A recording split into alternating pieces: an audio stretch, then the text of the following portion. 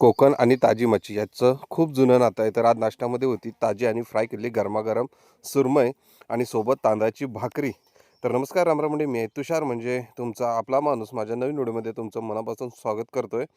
तर आता मी उन्हाचे चटके खात निघालो आहे रत्नागिरीला, कारण थोडंसं काम होतं आणि आता पोचलो लाईन क्लब आईज हॉस्पिटलमध्ये.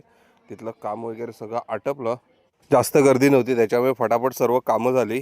कारण आपण डोळे चेक करण्यासाठी आलो होतो, चष्मा वगैरे काढण्यासाठी आता दिलेला आहे. तर तिथून आता डायरेक्ट आपण निघालो आपल्या मित्राच्या घरी. त्याच्या आधी म्हटलं जरा बाईकचं काम होतं, कारण सीट एवढी कडक होत चालली होती ना, बसायला पण त्रास होत होता.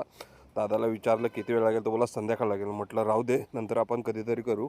तिथून डायरेक्ट आलो बायकर शॉपीमध्ये, कारण आपल्याला आपल्या हेल्मेटची काच चेंज करायची होती. खूप स्क्रॅच पडले होते तिला.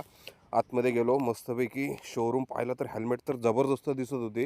म्हटलं एखादं घेऊया, परंतु आपल्याकडे एक होतं हेल्मेट, त्याच्यामुळे फक्त आपण त्याची काचच बदलून घेतली. त्याच्यानंतर तिथून डायरेक्ट आपण आलो ज्यूस सेंटरला, कारण दुपारची गरमी एवढं कडक ऊन पडलं होतं ना, म्हटलं काहीतरी थंडगार पिऊया. आणि मस्तपैकी सावलीमध्ये दादाचं ज्यूस सेंटर होतं, त्याच्यामुळे राहवलं नाही.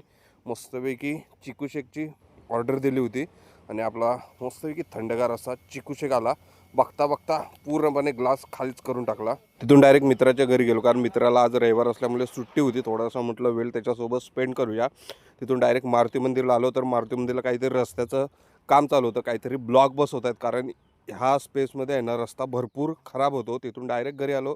तर घरी आईचं काम चालू होतं लाकडं भरण्याचे, कारण गॅस भेटत नाही.